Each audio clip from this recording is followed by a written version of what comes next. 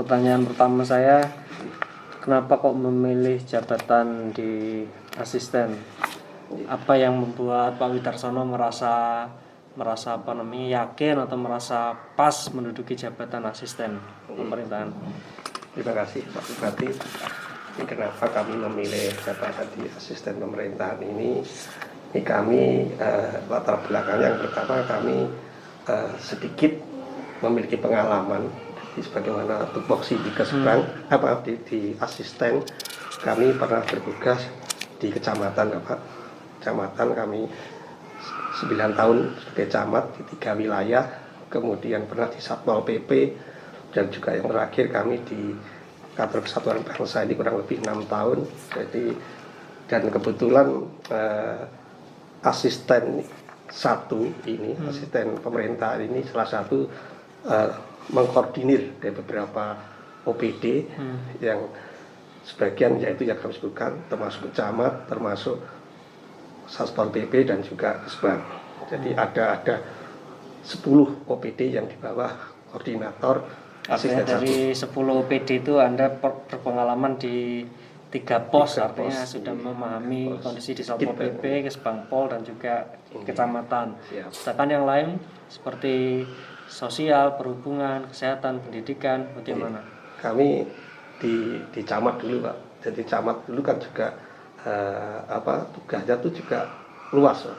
Jadi luas, termasuk kita juga bekerja sama dengan kesehatan melalui puskesmas, kemudian juga di wilayah sendiri juga ada perwakilan dari dinas sosial.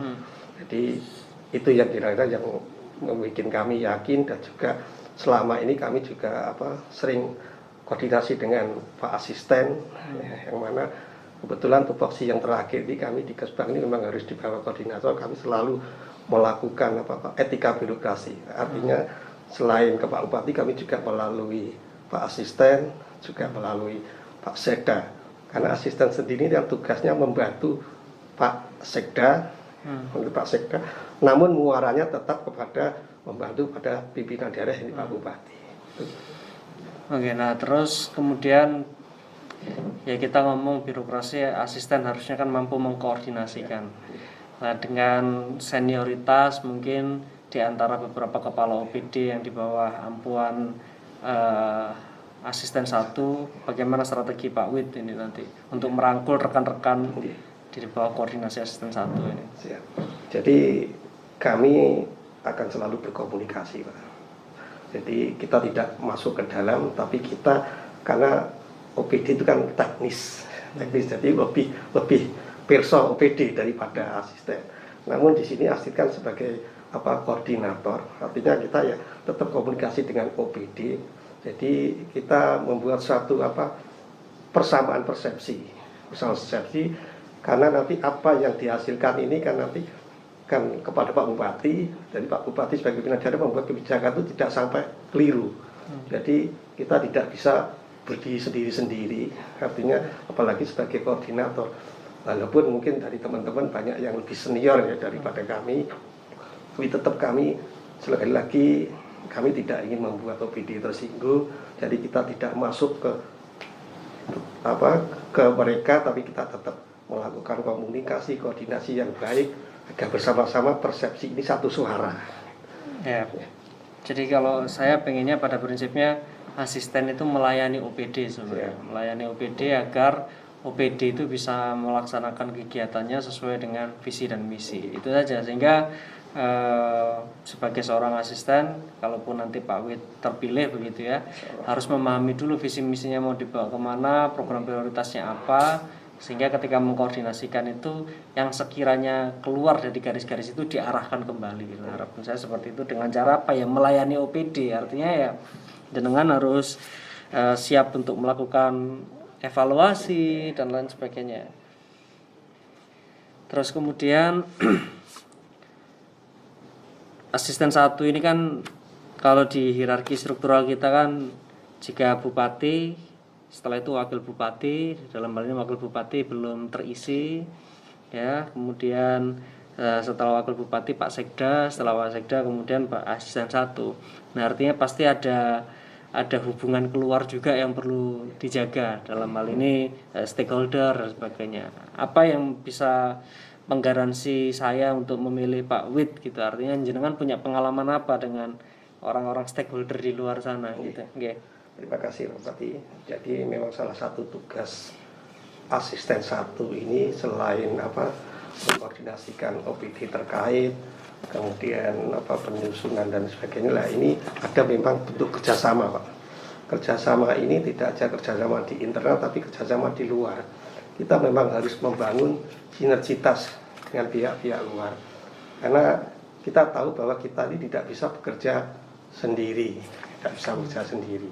ya. Yang saya ambil contoh sapu lidi itu, kalau ambil satu kan tidak bisa, tapi kalau bersama-sama, nah ini tetap kita sinergitas dari instansi sampai baik dari Polres, Kodim, dari kejaksaan dan sebagainya, termasuk dari lembaga-lembaga di luar instansi tersebut, baik itu ormas dan sebagainya. Nah, ini kebetulan kami juga, saya sedikit punya pengalaman kerjasama dengan mereka, ya, baik dengan ormas, baik itu ormas keagamaan maupun ormas yang lain. Ini yang nanti kita lakukan apabila kami terpilih, Bapak. Jadi gitu yang.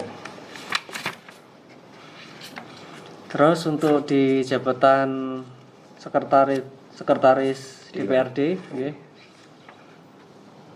apa yang membuat Pak Wid juga memilih untuk ada di jabatan sekretaris DPRD?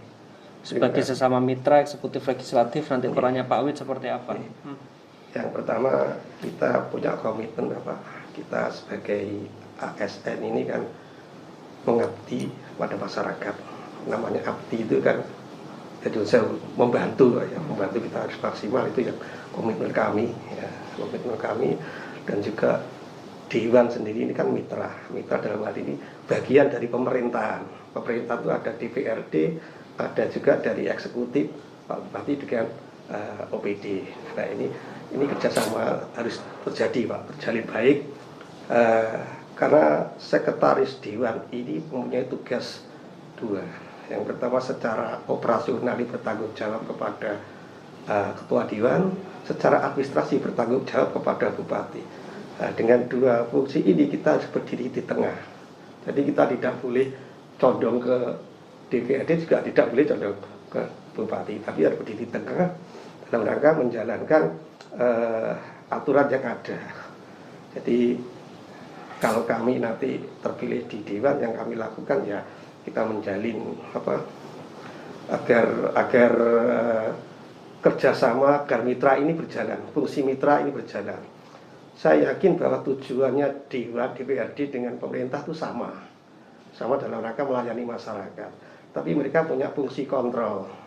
Fungsi kontrol ini yang tentunya kadang-kadang ya menurut saya agak dikonjokkan oleh mereka. Nah ini nanti tetap ya, ini kita memberikan yaitu tadi kita berdiri di tengah, jangan sampai hubungan kemitraan ini bisa terpisah karena ada sesuatu yang tidak.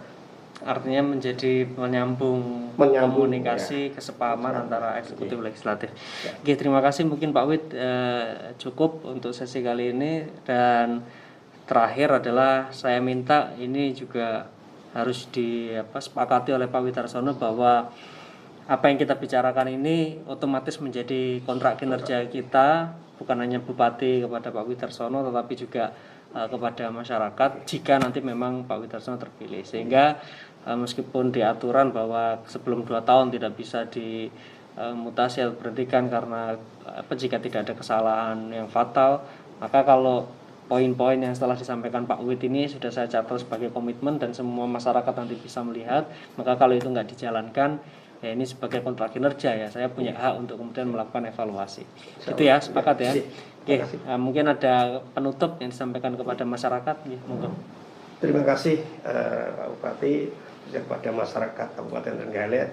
Jadi itu yang menjadi komitmen kami. Yang pertama bahwa kami selaku ASN atau PNS, saya berkomitmen bahwa apa yang kami lakukan, apa yang kami kerjakan ini semata-mata demi masyarakat Trenggalek pada khususnya.